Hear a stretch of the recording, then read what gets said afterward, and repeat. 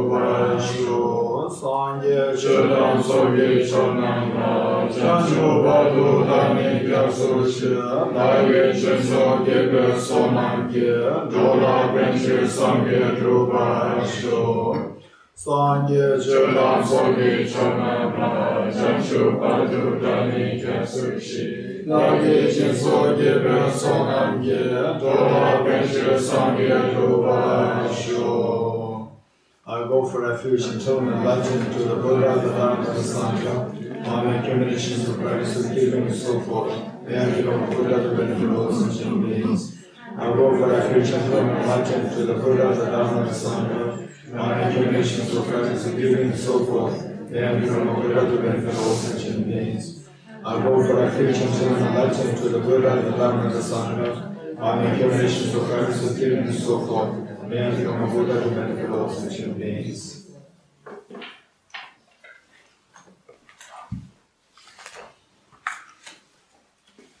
Okay.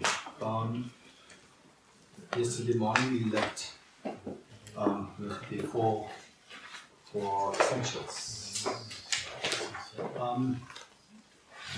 The four essentials. I hope you have on the fingertips. We just saw the first one. I think we just saw the first one. But we did mention four, right? No. What's the first one? I forgot. Equalizing. Recognizing the object of negation. Finding the object of negation. Essential of understanding. Identifying the object of negation. Identifying the object of negation. Okay, the essential identity of negation. Okay. The second essential is essential of understanding the emptiness of the objects being one with its parts. Essential of understanding the emptiness of essential of understanding emptiness of the objects being one with its parts. Essential of understanding the emptiness of objects being one with its parts. Essential of understanding the emptiness of the objects being one with its parts. P-A-R-T-S, parts. The sense of understanding the emptiness of the objects being one with its parts. Number 3, essential of understanding the emptiness of the objects being different from its parts. One with, different, just the difference. Essential of understanding the emptiness of the objects being different from its parts. Then finally, the essential of understanding the pervasion,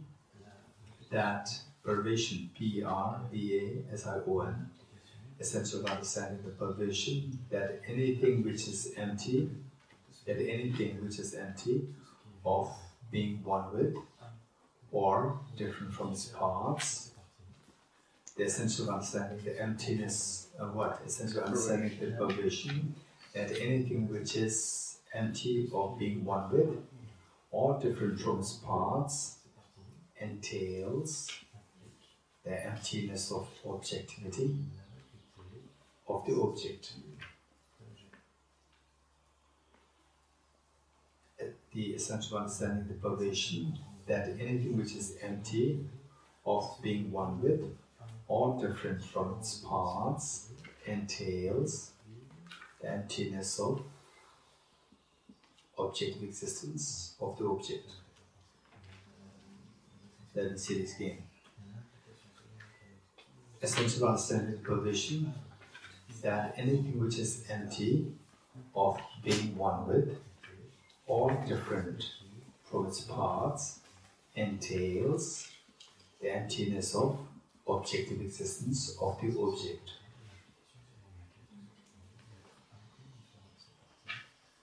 Okay. Can you say the first one again? The first one again. The essential understanding, the essential of identifying the object of negation. Number one. Essential of identifying the object of negation.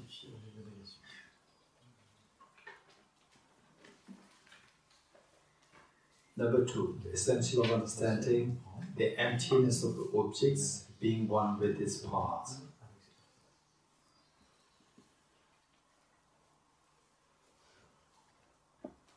Number three, the essential of understanding the emptiness of the objects being different from its parts.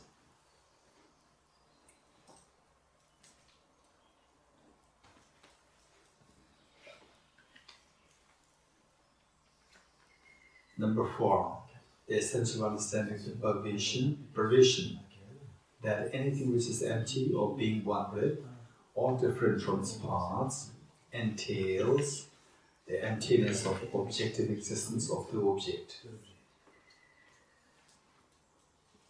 And there's the emptiness. Which one?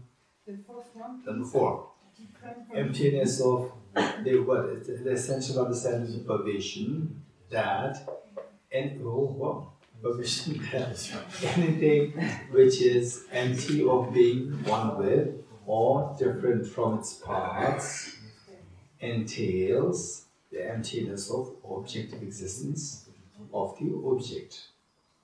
Entails objectivity of the object, right? Entails the emptiness of objectivity of the object. There's no difference. Entails the emptiness of objectivity of the object, or entails the emptiness of objective existence of the object. It's the same.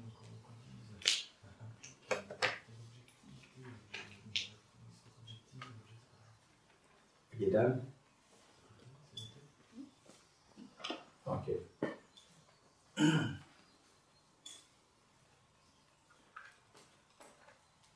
The first one. What's the first one?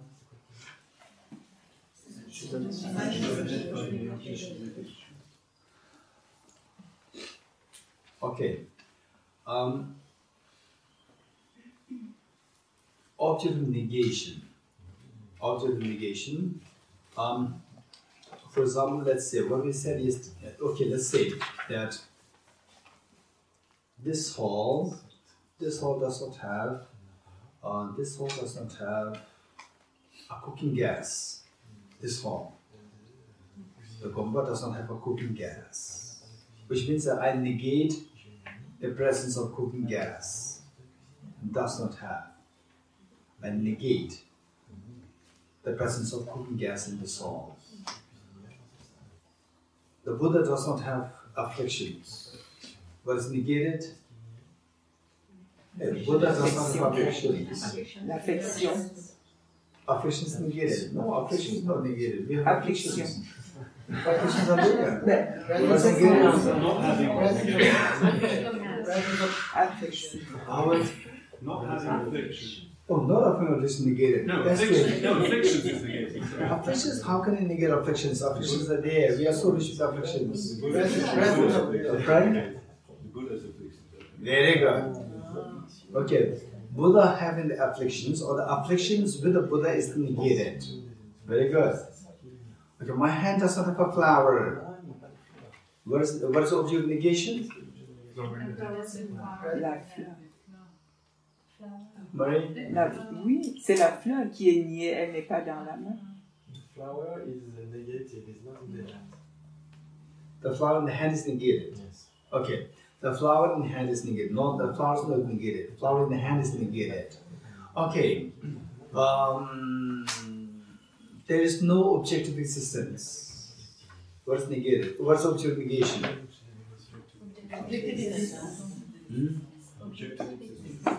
I am not permanent. What is the objective negation?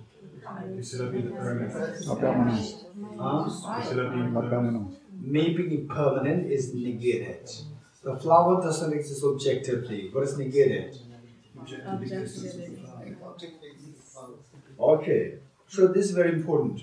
So for that matter, the identifying the precise object of negation. Last time I gave the example of what the teacher taught me as identifying or as understanding emptiness. What the understanding of emptiness is like rolling a ball. Rolling a ball in a piece of sheet. I said it here. Yes. Huh? Yes. Yes. Rolling a ball on a piece of sheet, and then somewhere in the middle, there's a line drawn, and then you should roll the ball and make it sit on the line. The line will not hold the ball. So this is the amount of skill that your mind need to have. So, for that matter, we need to precisely understand where this line is. We need to precisely understand what exactly is negated. Object of negation, we should be able to identify the object of negation very precisely.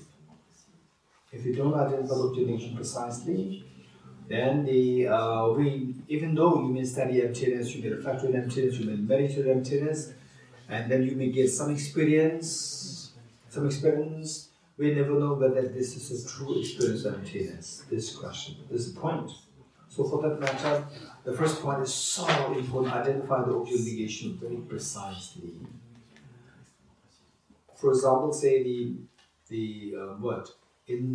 some manufacturing companies, they have what is known as quality control. Do you understand it? Do you know that? What does it mean by quality control? Pamela? You have to meet a certain standard to produce a good object, a good product. Okay, then what does this office do? They determine the standards and they make sure you meet those standards. Okay, say after producing all, for example, like producing, this mug, thousands of these mugs are produced, and then there is, after producing all these things, then there's one office where the people were selected, given job to see whether everything is perfect, whether there's any flaw, right? Okay, so for that matter, this is like the quality control, identifying the object of negation. We must be able to precisely negate the object, precisely identify the object of negation. If you don't identify the object of negation, then if you identify the object of negation overly, then you reject overly. If you identify the object of negation with less, then you cannot even reach to the level of emptiness. So this is a problem. For that matter, we need to know what is known as the two flaws, the two problems which can potentially happen when you identify object negation. One is known as maximalist redundancy, and the minimalist inadequacy. Maximalist redundancy, maximalist, M-A-X-I, maxima, M-A-L-I-S-T, maximalist redundancy, R-E-D-U-N, redund, that was the spelling, redund, D-A-N-C-Y, redundancy, R-E-D-U-N, redundancy. Redundancy, what is that? D-N or D-A-N? D-A-N-C-Y. D-A-N-C-Y. Redundancy. Maximalist redundancy. and minimalist inadequacy. Minimalist, M-I-N-I, minimalist, L-I-S-T, minimalist inadequacy, I-N-A-D-E-Q-U-A-C-Y, inadequacy. Minimalist inadequacy, maximalist redundancy, and minimalist inadequacy. Okay. When we say emptiness, we have to realize emptiness. If we don't realize emptiness, we cannot be free from suffering. Okay, when we speak about emptiness, it negates something. It's empty of something. You negate something. So what is negated? What is the object negation that is negated when we speak about emptiness? D'existence intrinsèque. D'existence intrinsèque. Intrinsic existence. I say the real existence. Real existence. Objective existence. True existence. Independent existence. Inherent existence. Existence from its own side. Existence from its own side. Who said it? Who said it? Isabel, yes. Autonomous existence. Autonomous existence, very good. Anyone else? Le phénomène composé. Le phénomène composé. Composed phenomena. Okay. Composed phenomena cannot be rejected. It exists. Independent existence, yes. Existence by its own characteristics. Existence from its own characteristics, very good. Okay, so there are many of them. Let's say intrinsic existence, inherent existence, objective existence, independent existence, true existence, absolute existence, ultimate existence, existence from one's own side, existence from one's own characteristics. Okay, how many of them are there? 9. There are more than there. There are more than these 9. Okay, for the time being, let's have 9. Okay, what are they? Inherent existence, intrinsic existence, independent existence, true existence, objective existence, absolute existence, ultimate existence, existence from its own side, existence from one's own characteristics. 9. Okay, autonomous is 10 now. Perfect. They're 10 now. 10. Right? Okay. Of these 10, and the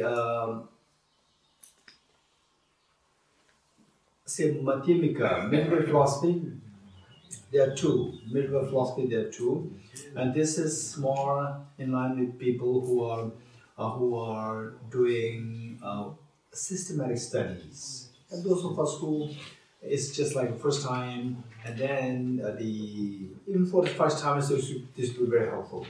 Okay, finally, if you're going to study more and meditate, eventually you find that finally I found the meaning of my life. Finally, this is the journey to realize emptiness and to cultivate Bodhicitta. You are very fortunate. If this is who you are, then I would suggest you that you must study these things, like the emptiness concept. I think on the first day or the second day, we talked about the 4 schools. The 4 schools, what are they? Vaibhashika school, Sautanta school, Chittamatra school, Madhyamika school. Okay, even if you're a newcomer, you can learn this, and this will be very helpful. Because these are the things which will come to us oftentimes. These are going to be the things which we have to visit every now and then. And the 4th one, Madhyamika school, again divided into 2. The one is Prasangika Madhyamika.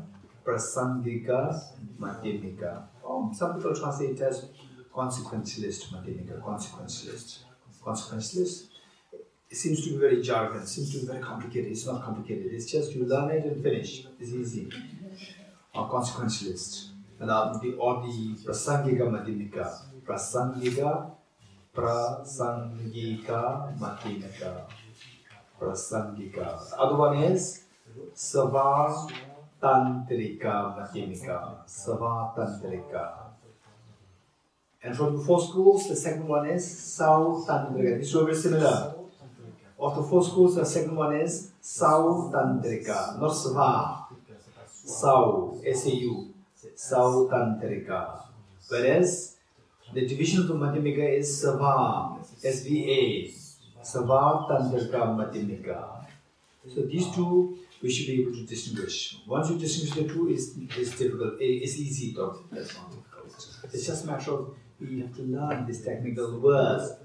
Learn these technical words, they will come so often. They will come to your studies and so often. That's not difficult. Okay. So of the 10,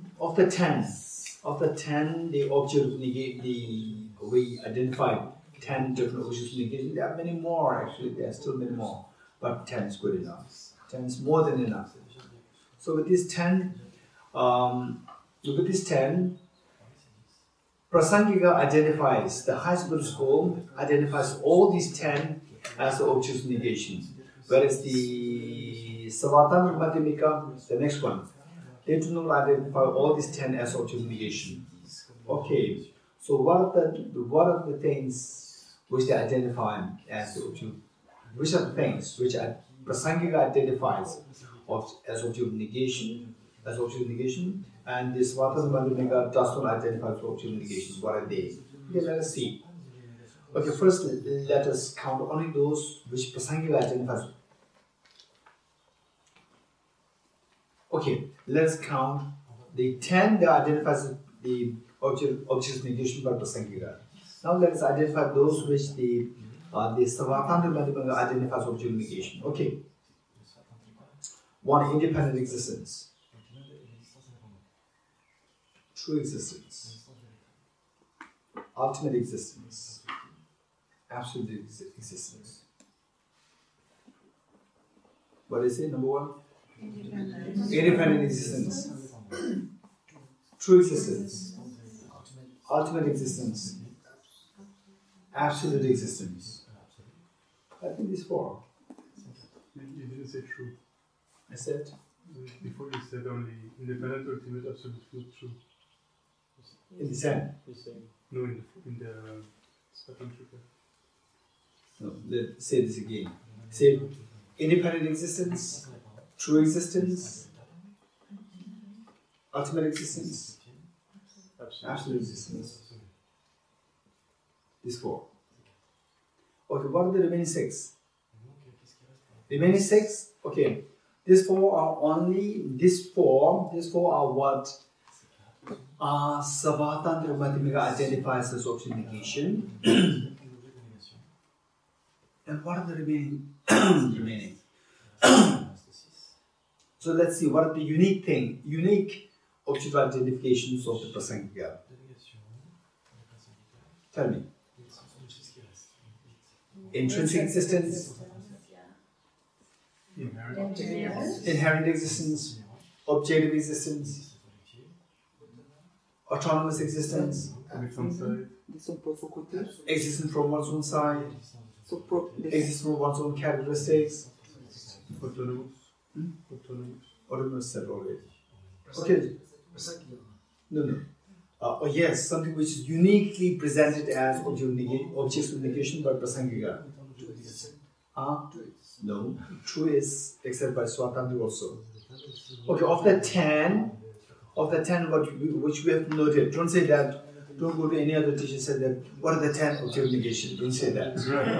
Right? This is just how we identify them. Right? Okay, so of the 10 which we have identified, 4 are the, 6 are which Prasangika uniquely identifies as the objects of negation. Okay, tell me. Now that we understand what object negation is, although we may not be too precise, it doesn't matter. My question to you: what does it mean by object negation of emptiness? What does it mean by object negation of emptiness? Just pick a mind. Anybody?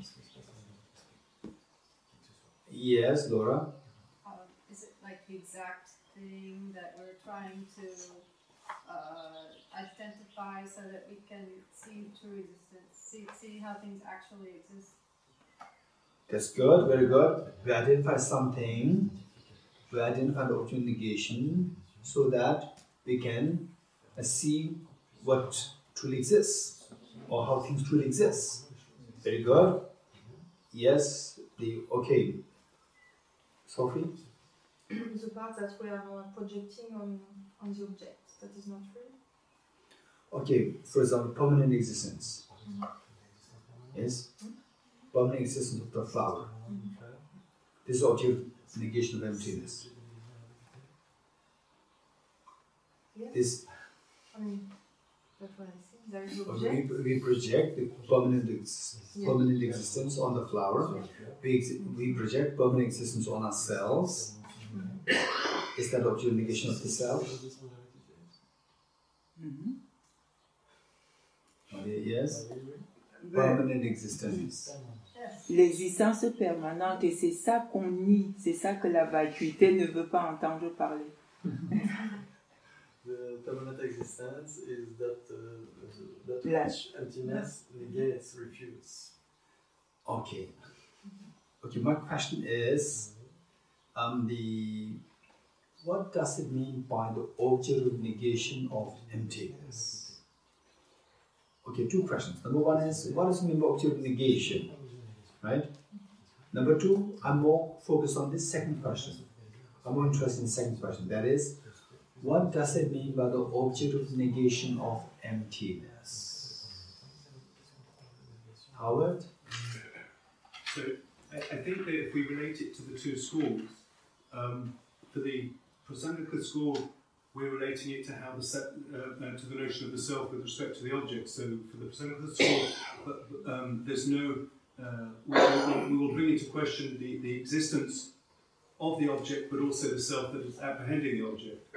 Whereas for the Tantrika school, it will only be the object itself that's brought into question. Okay, how are you going into detail? First, we have to finish off the first one. First question. What does it mean by object of negation?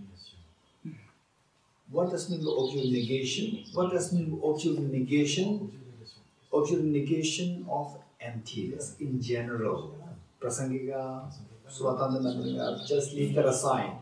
In general, what does it mean by the way Laura explains? The way Laura explains,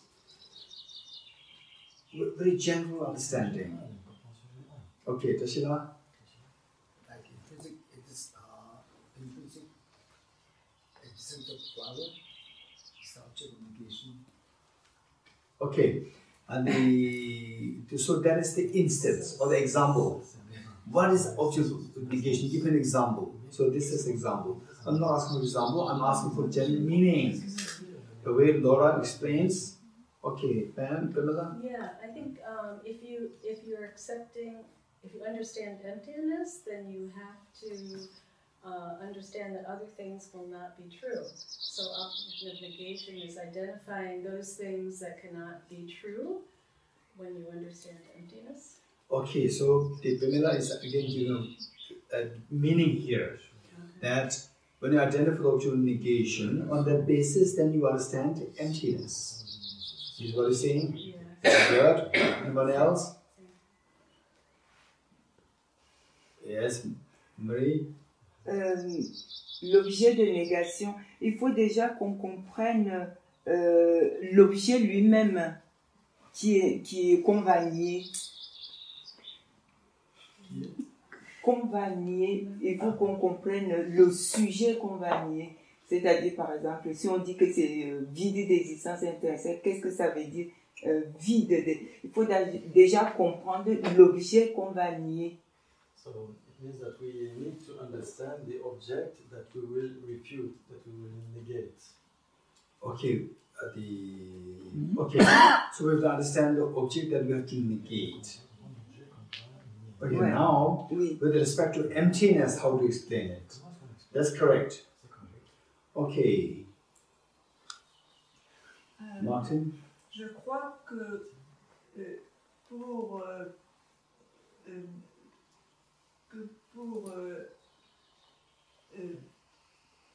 l'objet de négation de la vacuité ne pourrait être que l'affirmation de l'existence réelle du monde phénoménal. So the object of negation of emptiness would be the affirmation of the real existence of the phenomenal world. Okay, that's very philosophical.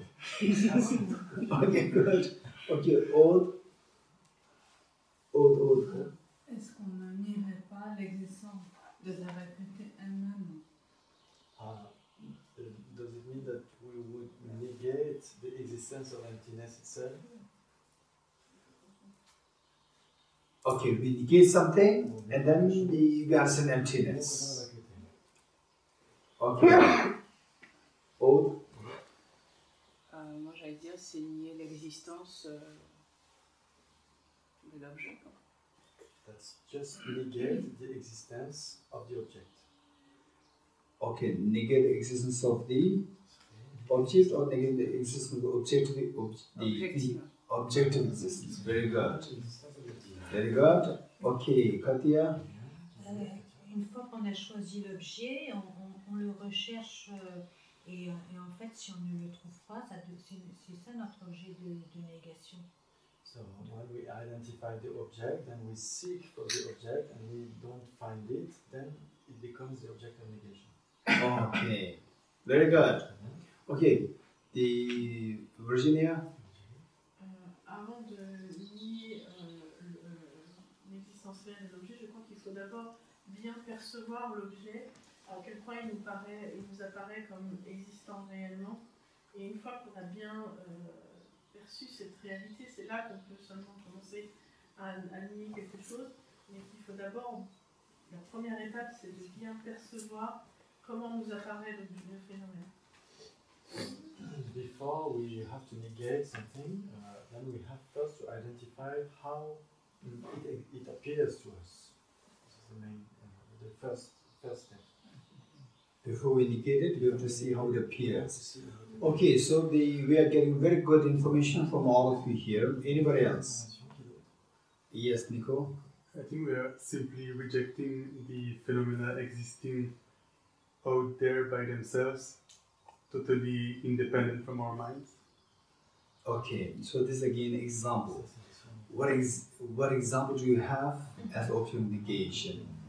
Okay, so we got many information. So why I'm asking this question is for us not to just sit idly, listen, and then absorb everything. This is not the point. The point is that we should be able to absorb it very precisely. For that matter, if I ask questions, then we'll try to give the answer, try to articulate, and others also think. When somebody gives the answer, others also think, okay, whether it's good, not good, and so forth. So there, your mind is becoming active and sharp. This whole purpose. So, okay, what is the object of negation of emptiness? Generally, first we have to give the meaning. Once you understand meaning, then the next question is, what example do you have? What example do you have for object of negation? This is the second question. The first one is object of negation is the object, the negation of which you negate it, or the negation of which will make you understand emptiness. The object, negation of which, okay, let's put it like this. The object, negation of which entitles you to have understood emptiness. The negation, an object, the negation of which entitles you to have understood emptiness.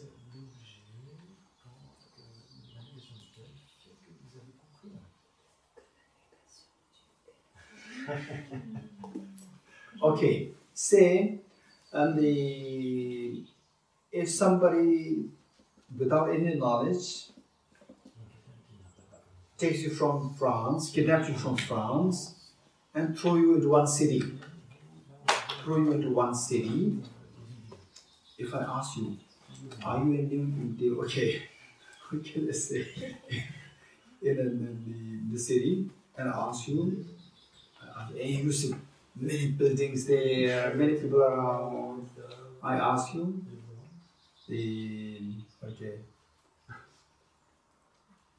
are you in England? Are you in England?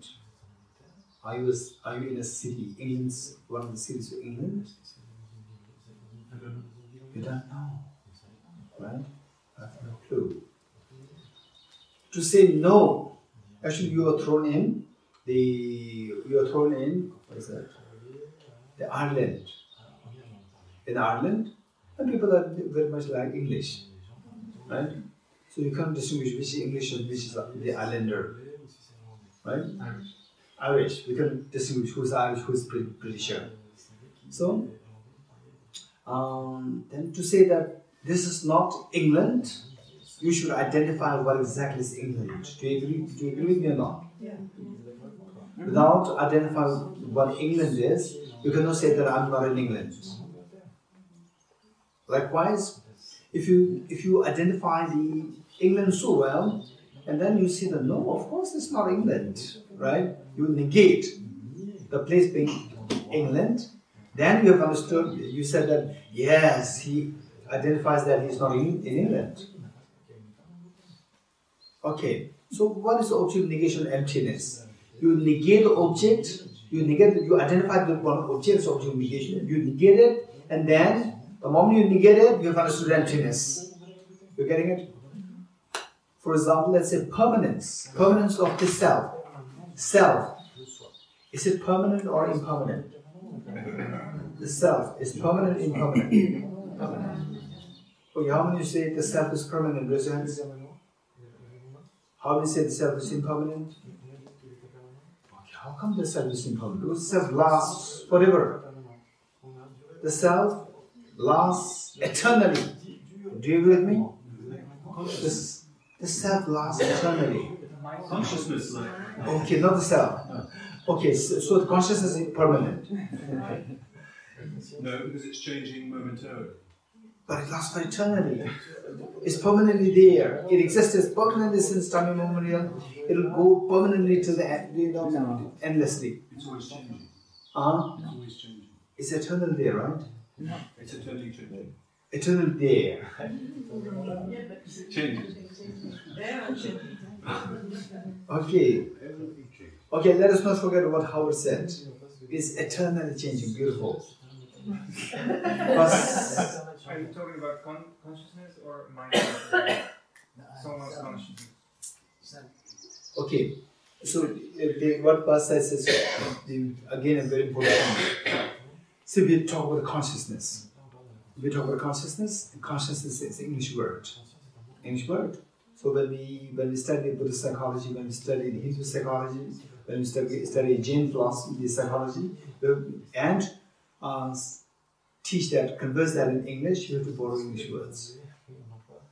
Okay, so the manner in which most of the Buddhist psychologists, how they borrow the English words, the consciousness, is to mean the mind in general. Until you go deep into the Buddhist psychology, to go to the nuances, then the distinctions are there. Otherwise, generally speaking, in the Buddhist context, in most of the scholars, the translators, they will translate the consciousness and the mind as synonymous.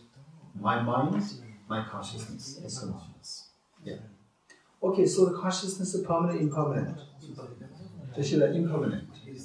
When the self is permanent, the Tashi is impermanent. Okay, self is permanent and Tashi is impermanent. Okay. Self is a composite phenomenon or not? Self, yes. Self which lasted forever. This self is made of body and mind or not? Yes. So, because of this, it's a composite phenomenon. What is a composite phenomenon? It should be impermanent. All composite things are impermanent, right? Okay, so self lasts forever. The self, not only consciousness, the self also lasts forever. Self lasts forever, the consciousness lasts forever. But both are impermanent. So, if you want to say that the self lasts eternally, English word eternal, this is quite complicated, quite ambiguous. Eternal has a connotation of being permanent. But eternal also has a connotation of something lasting forever. The self and the consciousness both last forever. In that sense, it is eternal. If we say it is eternal, we can say it is eternally impermanent. How we say it's perfect. Okay, did you get it? Now what we're talking about is, say the self. Is the self permanent or impermanent? Huh? Impermanent. Self is impermanent. Okay, self, a permanent self. Permanent self is that the object of negation of emptiness? How do you say that? Self, the permanent self, does it exist or not? Yes. Permanent self, does it exist? No. Okay, so those who said yes, which is just tell me why, there must be a reason. Why do you say yes? The concept exists. Huh? I said yes because the concept exists. Which concept? The concept of the self. The self, permanent self. Likewise, the concept of the permanent flower also exists, right? Yeah. So everything is permanent then. Concept of everything permanent exists. The things that exist aren't only objects, but they can be concepts too. Concept is not the self. Concept of self is not the self. Yes, Howard is correct. Okay. I don't understand, but that's okay. No, you made a distinction between the self and the concept of self. Things and the concept of things. This is what the distinction that you made. Yeah. You can apply this to the self also. The self and the concept of the self. Right. So while the self is impermanent, concept of self can be permanent. Is this what you're saying? No, I don't think the self is permanent. Okay, very good. I just think it exists. Then we are in the same flow. Yeah. Thank you. You said it, you should have said it right from the beginning. Okay, so the self is impermanent. But because the self is impermanent, we have to negate the self to be permanent. Do you agree with me or not? We have to negate the self to be permanent. So the permanent self, is that to be negated or not? Can that be negated? Yes. You negate it, the moment you say the permanent self does not exist, you realize emptiness or not? No. Huh? We realize the existence of emptiness. Okay. I said the self. The self, I thought it's permanent. Today I realize it's not permanent. You negate the self to be permanent. The moment you negate the self to be permanent, the moment you realize that the permanent self does not exist, you realize emptiness instantly? No. No? You realize impermanence of self, but not emptiness of self. Realize permanent of? Impermanence of self. Okay, you just realize the impermanent self, you have not realized the emptiness of the self. Okay, for the emptiness self, what should you negate? To realize the emptiness self, what should you negate then? So what you say is that you negate permanent self, still you have not understood the emptiness of the self. To understand the emptiness self, what should you negate then? Absence of the permanent self. Wow, that's interesting. Absence of permanent self. So okay, let's permanent self, absence of permanent self, and you negate it, right? Negate, absence, permanent self. There are two negations. Two negations is positive. Permanent self. So permanent self existence. Sophie, what are you saying? Tell me, what should we negate to understand emptiness? For us, just to negate the permanent self, does not entitle you to have understood emptiness. Then what is that thing? You negate it, and that entitles you to have understood emptiness. Yes, Martin? L'existence réelle des phénomènes. The real existence of phenomena. Okay, real existence of phenomena, Charles? Je dois dire que nier son mode d'existence. Il n'existe pas par lui-même, en lui-même. So something that would exist by itself and in itself. Okay, very good. Okay, very good. So the Martin, what he said is correct. The real existence, or what Charles said, something existing by itself, from itself, or intrinsic self, or inherent self. Very good. Okay, very good. So now, what we said is that what is the object of negation of emptiness is any object or anything you reject it. The moment you reject it, it entitles you. The moment you reject it, you realize emptiness. If that happens, what you have rejected is known as object of negation. You got it? Very good. My next question to you. Give me an example of object of negation, of emptiness. Very quick. Now I want examples.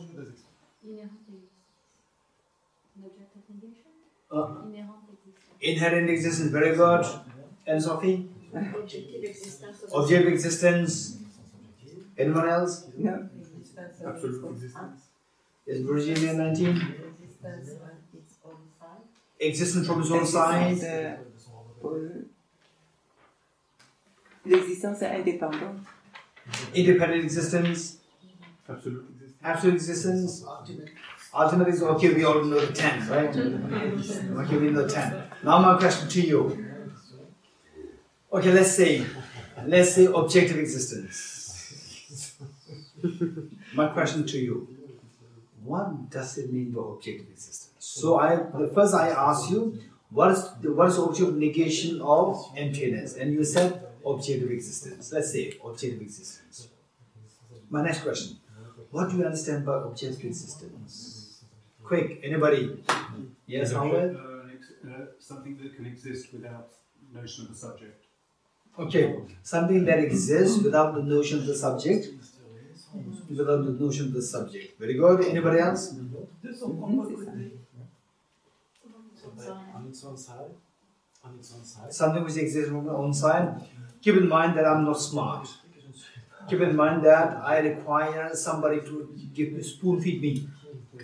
Spoon feed to make things very easy, right? Okay. Yes, maybe Maria. La chose existe avec ses propres caractéristiques. Est existant avec ses propres caractéristiques. So the thing would exist by its own characteristics. Okay, yes. Keep in mind that I'm not too intelligent. Okay, Laura. It exists by its own power without depending on anything else. Okay, without depending on causes. Right. Without depending on causes, without depending on the conditions and so forth. Okay, then I understand it. But I'm still wondering, I still wonder whether that's the precise meaning of objective existence. Yes, if something exists independent of the causes, independent of the conditions, okay, that I understand. But my question is, whether or not this is the meaning of objective existence. Okay, this we will put a question mark. Okay, Vijayla? No? Okay, anybody else? What does it mean by objective? Yes, Frank? I think that the object appears, exists as it appears. So with all the qualities you present in it, like a flower is beautiful, it smells nice. Okay, the flower is beautiful or not? Well, that's objective. Objective. So what is meant by the flower being objectively beautiful? What's the meaning? That means that it comes with this quality from the object side, and it's not coming from the subjective side. Okay, the flower being beautiful is coming from the object, not coming from the subject. This is the meaning of objective existence of the flower. Yes. Very good. Anybody else? Yes, and Sophie? If you come close to the object, you'll see as you see very far. It's the same. Wow. Very intelligent. If something exists objectively, the way we see from the distance, we should see the same way you go closer to this object. Objective meaning, go closer to object, we should be able to see the same way, the way we saw, the way we see this, the way we saw this from distance. Wow, this is very different way of looking at it. Thank you. Smart. Okay, this I never thought. Okay, wonderful. Anybody else? Thank you. Anybody? Yes, Charles? C'est une existence conventionnelle et trompeuse. So it is a conventional existence and deceiving existence. Okay, yes, it is conventional. What is meant by conventional? It is deceptive existence. How is it deceptive? Answer is correct. But keep in mind that I need somebody to spoon feed me. Answer is correct. Okay, anybody else? Oh, yes, Katia. Pour faire une analyse ultime, c'est-à-dire qu'il faut ne pas avoir de... Quand on fait soi-même l'analyse, il faut être sans concept, enfin sans... on est censé ne pas avoir de voile. Tu peux répéter? Oui. Pour nier l'existence objective, il faut que ce soit par une analyse ultime, c'est-à-dire ne pas avoir de concept, enfin que le sujet est sans concept et sans voile, c'est-à-dire qu'on arrive à objet-sujet identique. So when we negate the objective existence, we make some kind of ultimate analysis, and we have no concept, and we have no obstruction, and there is no duality between the subject and object.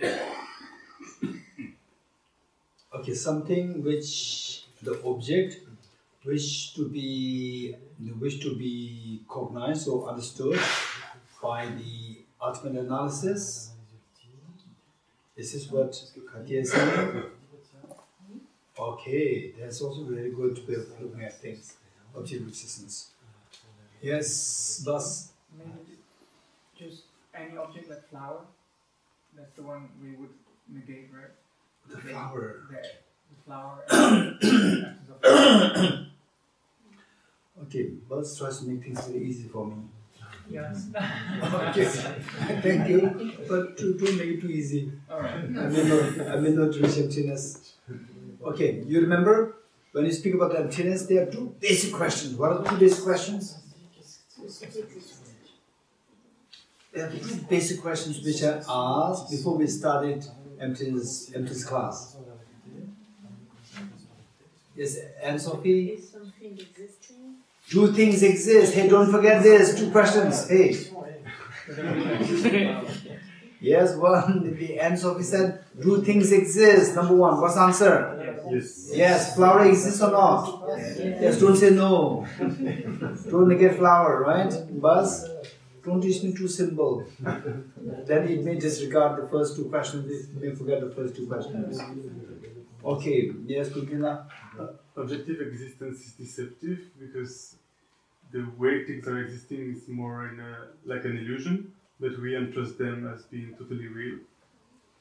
Okay, so the objective existence is deceptive in ways that it appears as real, but no, it is not truly there, but our mind imputes it as real. Okay, God, is it deceptive? Although it is not permanent, still it appears as permanent. Is this also the case? Okay, so this is very important discussion. Maybe the last, Martin? We see that things are not permanent. Yes. And then they don't. If they exist on their own, they would be. Okay, if they exist on their own, then they should be permanent. This is your question? Yes. Okay, so if you realize that it's not permanent, composite phenomena are not permanent, then that is object negation of emptiness. Is object negation of emptiness? Yeah. That you reject it and then you understand emptiness? Okay, so when you reject the permanence, okay, don't forget this. All composite things are impermanent. Right? Permanence rejected. Still you have not understood emptiness. You go to second moment. Second. All contaminated things are suffering nature. Still you have not understood emptiness. The third one. Everything is nature, emptiness, selflessness. Only the third one. First one, you have rejected the permanent existence already, but still you have not understood emptiness. Okay, so what is objective existence? This is what they said. And I get many interesting answers. Okay, it's very important for us to think about these things. Not just think about these things. Say, if I just give teachings directly, you think that you're getting something. But actually you are not getting. You may be getting 10%, 20%, but not 100%. Okay, not like 80%, 90%, for sure not 100%. Whereas if I ask this question, then you realize, I thought that I know, but still I get stuck. Which means that you are, getting over the hurdles. Okay, so there are many ways how you present it. Let us look at this flower. Tell me, how does this flower appear to you? From the object or from your subject? From the object. From the object. So, which means that, let us not forget this, that objective existence means something which, what we said is, something which is not related to the subjective projection. Something which is independent of the subjective projection. Something which is independent of a mind, the subject. The mind has no role, the object is there. For example, say the mirage. Mirage, and the mind which sees the mirage. Mirage is the object, and the mind which sees sees the mirage as the subject. So this mirage is subjective or objective? What I'm saying is, I'm not asking how does it appear. It appears objective, but how does it exist? The mirage. It exists by the deception of the subject. If the mirage exists from the object, then the subject leaves the room or the subject leaves the place, the mirage should still exist. If the subject leaves, the mirage exists or not? The dreaming mind, the dream and the dreaming mind. The dream and the dreaming mind. The moment the dream, in the dream you see that as so real, nothing to do with mind. But when the dreaming mind wakes up, the dream stops. You're getting it? When the dreaming mind wakes up, then the dream instantly stops. Which means the dream was purely subjective. Whereas when you see the dream, you see the dream as so independent, nothing to do with the mind. So even if the mind dissolves, you think that the dream will continue, that object will continue. Well, that is known as the objective existence. Anything which exists independently of the projecting mind.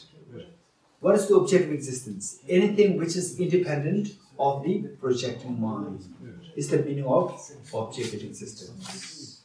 And then how the Anthropic puts it is very beautiful. From distance you see a flower, and if the flower does this subjectively, the way you see the flower from the distance must be seen when you go too close. Because objective meaning from the object. So what you saw, if that is objective existence, it should be there from the object. How do you know that it's from the object? You go closer to the object. Okay. Yes, Thomas? It's why we don't care about what we don't see. Okay. Okay, so basically there are two things. That we do care about what we see, what we experience. At the same time, don't believe 100% of what you see. What you're saying is very good. What we see, and it's, what Charles said is that it's deceptive. What we see, don't believe what we are seeing. Right? It doesn't mean that you just disregard what you're seeing, but don't believe in what we are seeing. This is the point. What exactly does it mean by don't believe in what we are seeing? This is the next question. To know that, we have to study the 4 essentials. What's the first essential? Identify the object of negation. Okay, for that, what is the object of negation of emptiness? Objective existence. What's the objective existence? What do you understand by objective existence? An object existing independent of the projecting mind. You can put it in any ways you like, but the meaning must come to this point. An object existing independent of the projecting mind. For example, when you're watching a movie here, on the screen, where is the movie? On the screen or on the screen? Where is the movie coming from? From the projector, not from the screen. Movie is on the screen, but it's not from the screen. Where is it from? It's from the projector. But when you're very young, age 4, 5, 6, when you're watching a movie in the movie theater, it's a ghost movie, and then what do? You see it so real, and then you just hide your face. Did you do that? Still. Huh? Still you do that. Okay. Which means bus is too small. Okay, I remember having done this when I was very young. Maybe 6, 7, watching a movie in a movie theater. Not really a movie theater, in the school. Our school, Tashila drove us, we were from the same school. We were watching a movie there, and so scary. Actually, it was a cartoon movie, not really even it's like a cartoon, animation movie. And then it's about a ghost, and it's so real that I could not, bear it. So I had my face. Okay. So there, the small children, they see the small children, including Bus. We are seeing the movie from the screen. From the screen. You are getting it? From the screen means it's not from the projector. When you see the movie from the screen, then you are not seeing the movie from the projector.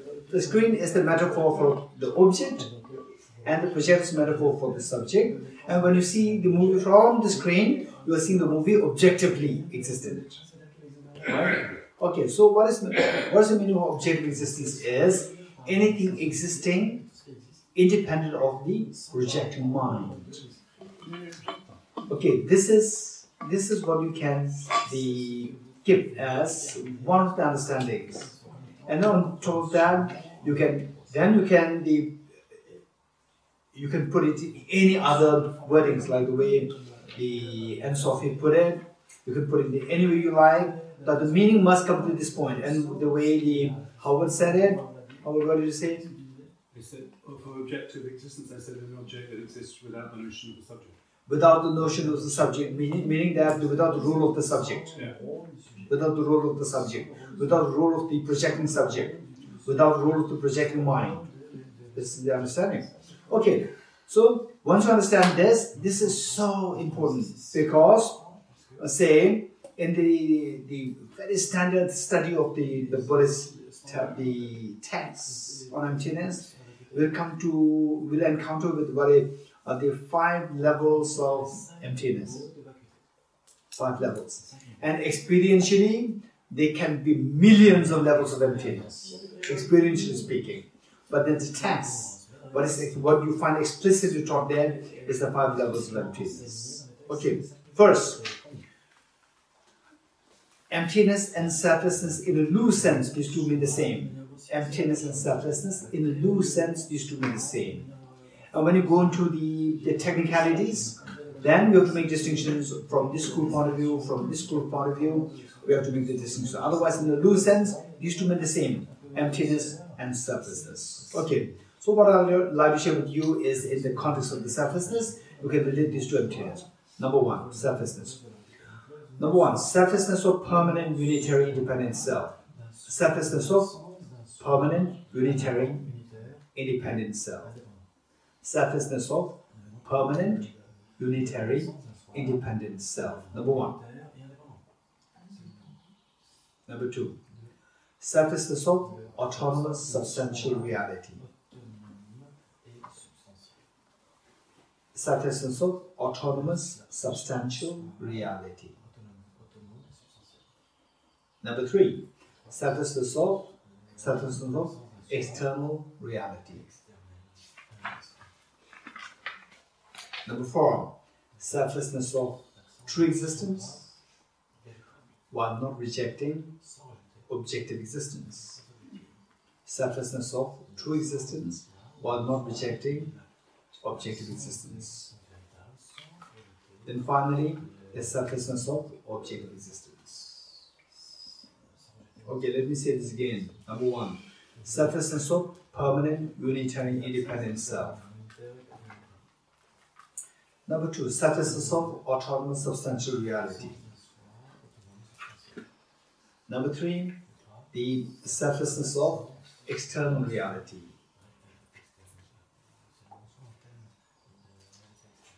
Number 4, the selflessness of true existence while not rejecting objective existence. Number 5, selflessness of objective existence. Okay, if you don't, for example, say nowadays quantum physics is talking about some notion of emptiness, some notion of the vacuum, some notion of emptiness, quantum physics nowadays. And they also talk about the subjectivity. But the technical term that they use is observer. They don't say subjectivity, they use the word observer. The quantum physics would say that observed makes sense only with respect to the observer. Independent observer, observed makes no sense. The classical physics, Newtonian physics, says that nothing to do with observer. Everything is objectively there. Everything is intrinsically there. This is what they talk about. And then the relativity theory. Relativity theory also talks about, although not directly, relativity talks about how things exist relatively. Newtonian physics talks about the relativity of space. Then Albert Einstein talks about the relativity of space and time. Albert Einstein talks about the relativity of space and time. Not only space, also time. This is what Albert Einstein revolutionized the physics. And quantum physics, like Niels Bohr, they revolutionized by physics that there's no intrinsic existence there. Things exist by dependence on observer. By dependence on observer. Independent observer, nothing really exists as observed. This is the quantum physics. So the question is that the quantum physicists, do they understand emptiness? Or the relativity theorists, do they understand emptiness? This is the question. Once you know that emptiness is of four levels. One, if you're interested in physics, physics is talking about some kind of emptiness. Then, if you know these two so well, on one hand, the 5 levels of emptiness, on the other hand, the physics concept, quantum physics, not the quantum physics version of the vacuum, quantum vacuum, and so forth, then you can see where it fits, which of the 5 levels of emptiness it fits. Then you can check. This is one. Likewise, relativity theory of Albert Einstein is a very interesting concept, particularly the relativity of time. We speak about the time dilation, how the time is also a relative phenomenon. So that also, say the relative meaning, there's no absolute, empty of absolute reality. So there again we see where it fits. This is one thing. Now, more important than that is for your own evaluation.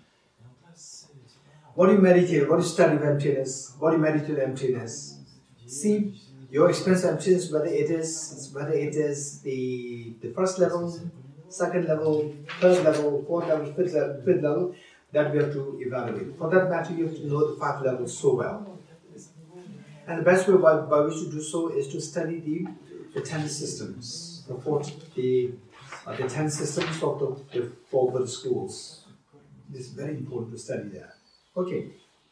So what we're talking about is pertaining to the object negation. We are talking about the maximalist redundancy and minimalist inadequacy. So if you cannot identify object negation so precisely, if you cannot identify object negation so precisely, if you miss the first target, first point, then no matter how much you put effort in the second, third, fourth essential, you will not get emptiness precisely. For that matter, the first essential is so important, essential identified object negation. So, how to do that precisely is by skipping, by avoiding the two flaws, maximalist redundancy and minimalist inadequacy. What is maximalist redundancy? Okay, let's say, I'll give you one example. Say, if His Holiness is visiting Kalachakra Center, suddenly there's information that we get from the office of His Holiness. Okay, His Holiness is going to visit Kalachakra Center here in what place? Saint Cosmes. And then we have to be ready. And then Venerable the Elizabeth assigned you as the chief security guard. Assigned you as the chief security guard. So your job is to identify those people who are threat to His Holiness's land. You have to identify them and stop them. Right? So identify the object of negation. What to be negated? People who are not to be close to His Holiness, you have to identify them. Identify them and negate them. You have to identify object of negation. Who are the threat to His Holiness's life. So you the security guard. And then tomorrow His Holiness is coming. And today, this evening, you receive a call from the main headquarters from Dharamsala saying that, oh, we learned that there's the terrorist coming. There's one terrorist coming, right? Okay, so what will you do? Then you said that, oh, tomorrow there's terrorists coming. We got information, very authentic information. No one is allowed to visit His Holiness the Dalai Lama. You stop everybody. You stop nobody is allowed because there's a threat to His Holiness. Right? You stop everybody. And then the American President Obama also comes. Right? Oh, I like to have a conversation on human rights. I like to have a conversation on the human rights with His Holiness the Dalai Lama. And then you say no. You're a human being? Not allowed. Not allowed. I got the instruction there. Who are you? Who are you? Oh, I came from America. Sorry. Right? No, I'm Obama. Oh no, I'm very sorry. There are so many Obamas. No, I'm the President Obama. I don't care. You're a human being. Right? Because there's a threat. I got the information, right? So, you stop not only what is to be stopped. Okay, tomorrow, if you stop like this, the terrorists, can they come? They cannot come. You not only stop the terrorists, you also stop the good people. Maximalist redundancy. You getting it? Maximalist redundancy. You not only negate what is to be negated, you negate overly. You negate what is not to be negated, that also you negate it. This is how, say, oftentimes many of the antidepressants work. What is the job of antidepressants? What is the job of antidepressants? To remove your depression. So it will make you a very sad state of the mind. Get down. It will also kill your happy moments of the mind. Both minds are killed. This is how many of the antidepressants work. It will numb both the positive and negative mind. And likewise the chemotherapy. Chemotherapy, it kills the cancerous cells. It also kills the very helpful cells. Both are killed. Right? So this is the problem of the maximalist redundancy. You negate many things which are otherwise not to be negated. This is a problem. Is this a problem or not? Yes. Hey, there's a threat. So therefore no human being is allowed tomorrow. Nobody is allowed to come tomorrow. Even Obama not allowed. Right? Even Obama not allowed. Trump not allowed, it's fine. Obama not allowed. Obama not allowed. Right? Okay, what's the problem? Tell me. What's the problem? What's the problem when you say that nobody is allowed to visit His Holiness tomorrow? What's the purpose of His Holiness? Tell me. What's the purpose? To benefit people. Right? How to benefit people? To work with the very competent people like Obama. Right? So if the bad people are stopped, if the good people also stop, the benefits also stopped. So what's the purpose of you protecting His Holiness? Protecting His Holiness is that His Holiness, the activities should thrive.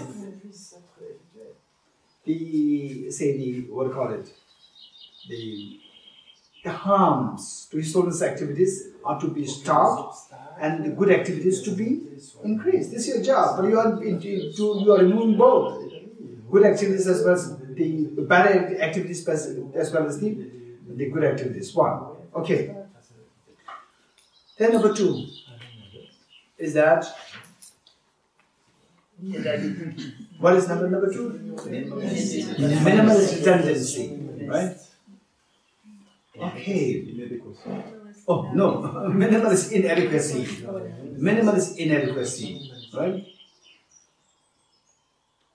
Okay, then the information that you get is that I learned that the terrorist is a boy. Terrorist is a boy with this size, with this height, with this eyes, and so forth. Okay, terrorist is a boy.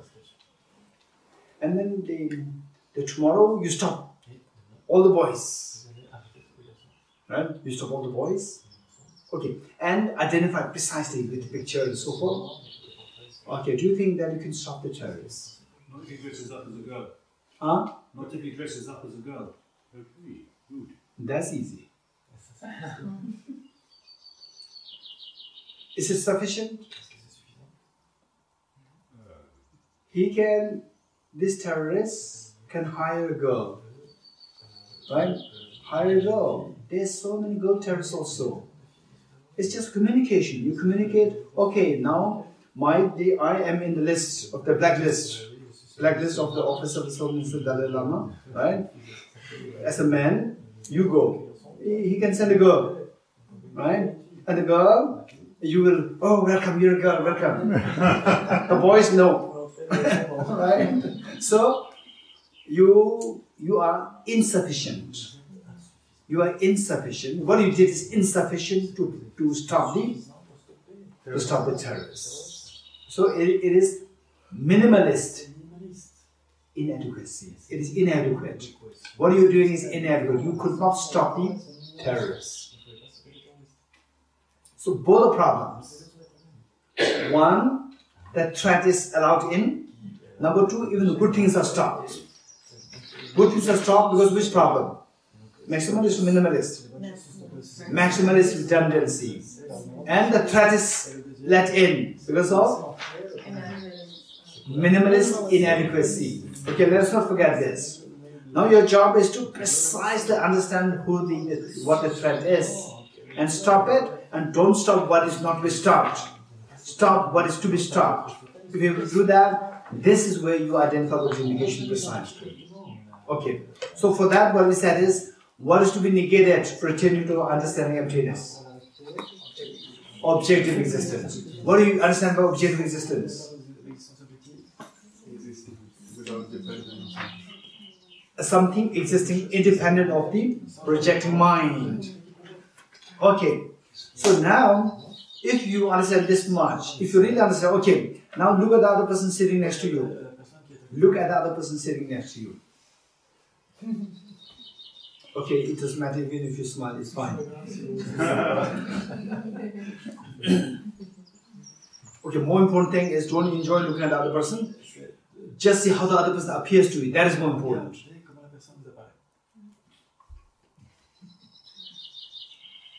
Well, Sophie is very serious.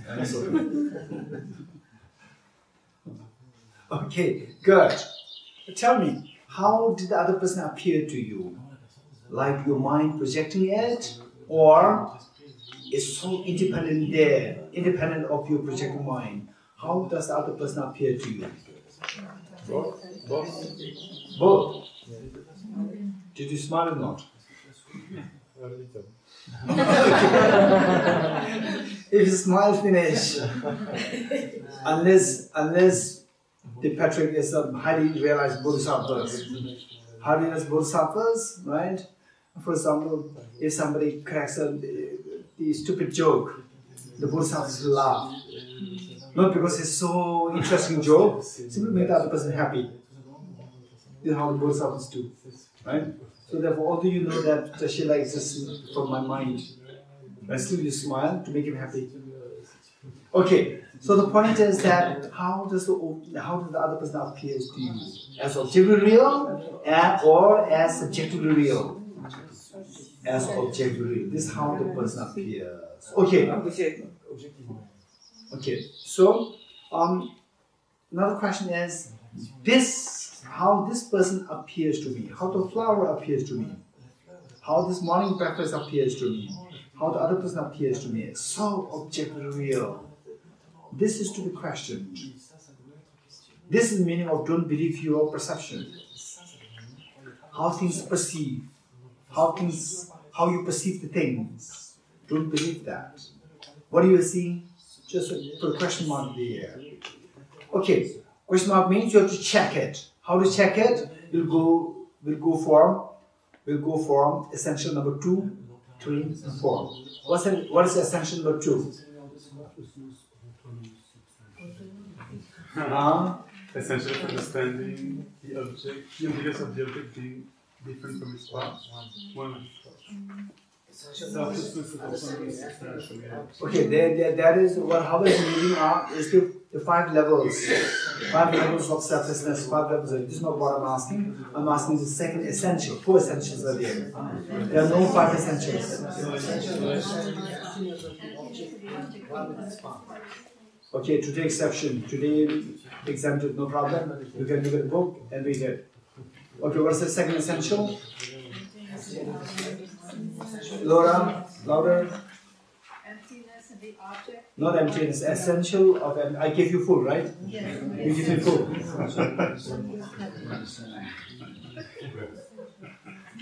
Essential of the emptiness of the object being one with its parts. I give you essential understanding also, right? Essential understanding. The emptiness of the object being one with its parts. I give you full, give me full. Okay, anybody? What's the second essential? Essential of understanding the emptiness of the object being one with its parts. Okay, very good. Okay, anybody? Very quick. Last chance. Yes, Jane. Yes, Jane. L'essentiel de comprendre la vacuité de l'objet comme étant un avec ses parties. Oh, very good. Okay, thank you. Okay.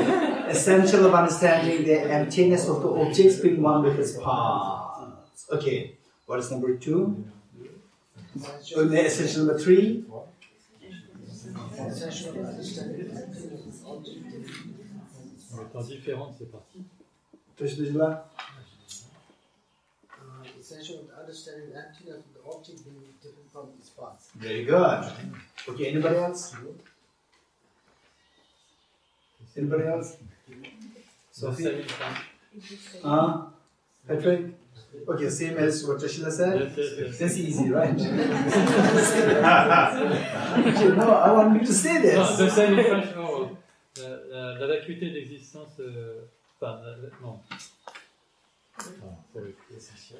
L'essentiel de comprendre la vacuité de l'objet comme étant différent de ses parties. Okay, I don't know if the Christoph is so kind, Patrick. Okay, the essential of understanding the emptiness of the objects being different from its parts. Okay, what you do is that don't just be happy with okay, I know that. You should be able to say this. What makes you say this correctly? As you exercise this, you are exercising your mind, the wisdom, intelligence. You are exercising that. That becomes very, very agile and sharp. That's very important. Then your thinking becomes very clear. Later, when you meditate, this will come very fast. Okay, just for information. Sometimes, because I have to say this 100,000 times. The 4 essentials. I'm saying this here. I'm saying this not just once. I'm saying so many times. Then before this we did it, I think in Italy. Then we did in Vietnam. We did in Malaysia. Then we did in Singapore. Then we did in Israel. Just so sometimes my words flow, right? I'm just wondering, what am I saying? Correct words are coming out. I'm becoming apprehensive. So sometimes I'm so fascinated that without any thought, the words flow. Very correctly they're flowing. Right? Okay, so next time I have no problem. Next time, I was one of the first centuries without somebody teaching me, I'll tell you. Okay, so the point is that you have to say this. You have to say not just that, oh, he said it, this is the same. Don't say like this, you have to say this. This is very important. Okay. This is very important. Now with this, what we have to do is that we have to do a little bit of meditation. To understand essential number 3, number 2, number 3, number 4, we have to do a meditation together. Right? Meditation together, which we did this morning, yesterday morning also. But we will do this. Now here, we will focus more on learning. Not just following the instruction, but learning. Really absorbing the registering what we are learning. Let's try to register them. This is important. Okay. 12:30. 12. Okay. For that, what we did know is that we should be very, very, very convinced of the fact. It's not a complicated fact. It's a simple fact that each one of us, we are made of 6 elements. Do you agree with me? Element earth, the solid part, like the skin, then the bones, then the cartilages, muscles, heart, lungs, all the solid parts, they constitute the element of earth. Then the blood, 4.6 liters of blood that we have in our body, which is pumped in and out by the heart to different parts of the body. That's the element of water. Then the element of fire, the body heat, the body temperature, the body heat that we have, that is about like 2,500 joules. 2,500 joules of energy, the heat that we have, that is the element of fire that we have. Then the element of air, the air that we breathe in and out. Then the space. Our body is made of billions of atoms, I think some trillions of atoms. And these atoms, the space occupied by the elementary particles like electrons, protons, neutrons, versus the space in between the electrons and the nucleus. Space in between the electrons and nucleus, this is much, much, much more expansive than the space occupied by the individual electrons, protons, neutrons. So essentially, we are just vacuum. Although we see ourselves as a solid person, but we essentially are vacuum in nature. Okay, so with this we are also constituted of deep and space. And then finally we have the mind. Our mind or consciousness. That is another element that we have.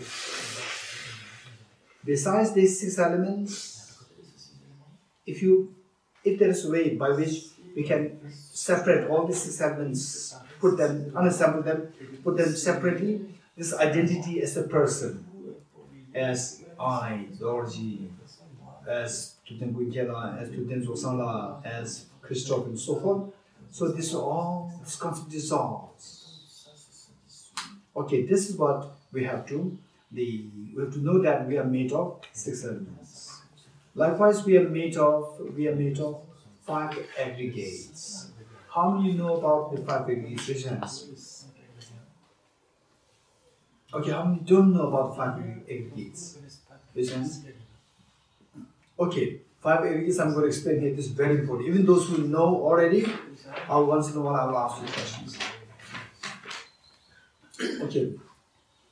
First, what we have to know is that we are made of body and a mind. We should be very sure of that. We are made of body and a mind. Besides these two, there's nothing there. Ask me. For example, say I'm a male, I'm a female. It's all because of my body. Do you agree with me or not? Okay. I'm kind, I'm not kind. I'm short-tempered. Oh, I'm very stable person. I'm a happy person. I'm a very unhappy person. It's all determined by the mind. Do you agree with me or not? Okay. So besides these two, there's nothing there. Say. Okay. So we realize that how I identify myself, in this life, is somehow it is related to the body and the mind. Beyond this, there's no way by which I can identify myself in the exclusion of the body and the mind. Once you're confident with this, then the body is ascribed as the element of form, aggregate form. Now the mind.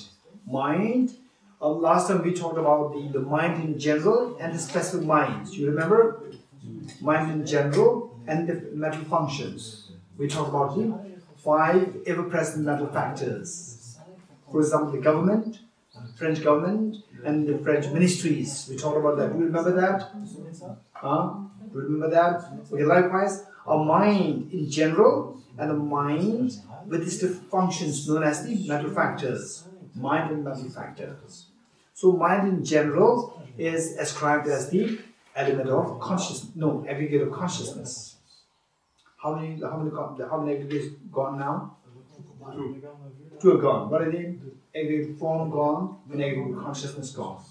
Now within the functions, within the different mental factors, we see that how many such mental factors are there? Tell me, how many such mental functions are there? Infinite mental functions are there, infinite. Of the infinite mental functions, the Buddhist psychology picks up 51 mental factors which are so relevant to our spiritual practice. 51. Of the 51, there are 2 mental functions which are extremely important. Extremely important. One is the mental factor of feeling. Feeling which decides all our actions. With feelings which decides all our actions. So, because this feeling is so important and which decides all our actions, so therefore that is ascribed as a separate aggregate of feeling. Then the other one is the aggregate of discrimination. Which is more like discernment, the ability to discern things, distinguishing. Technically we call it discrimination. So this discrimination is also very important. In what way is it important? This discrimination is very important in determining the quality of your life. This discrimination is very important in determining the quality of your life. Say for example, there are so many physicists, but Albert Einstein, there's only one Albert Einstein.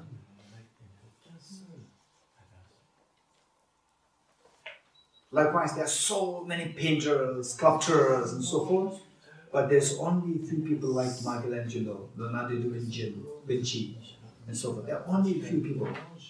How come there are only few? Only few. How come? Because their skill, their discrimination to see the paintings, the nuances of the paintings, is so sharp. It's so sharp. Physics. Discrimination to see the nuances of the physics is so sharp with Albert Einstein. So therefore he becomes very rare one. Very important one. Okay. So discrimination, if I ask you, if you are say a professor of physics, what level of professor of physics you want to become? A mediocre or someone who is just the world-renowned one? Nobel laureate physicist, what do you want to become? Of course, Nobel laureate physics. That is determined by which of the mental factors? Discrimination in physics. Discrimination. So the quality is determined by the sharpness of your discrimination. Okay.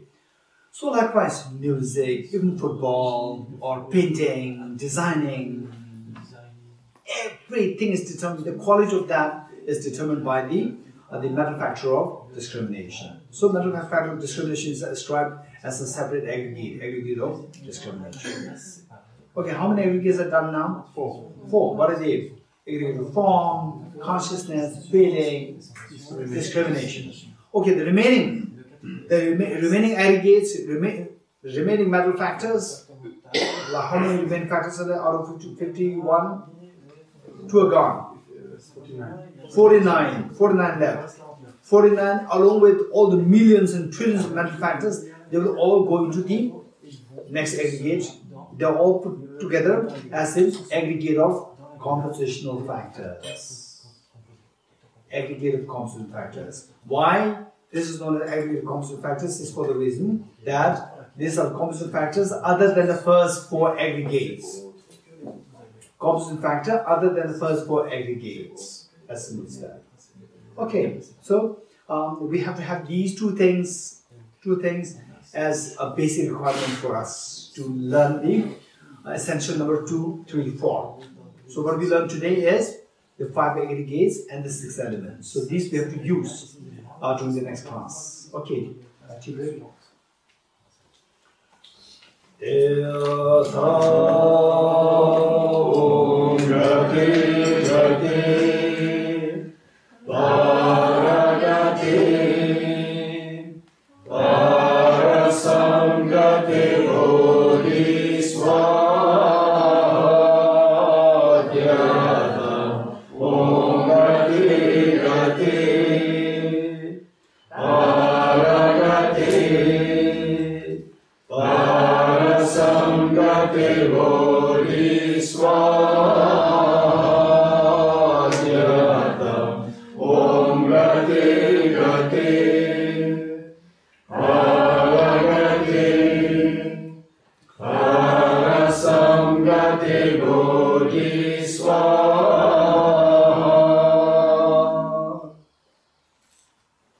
Precision.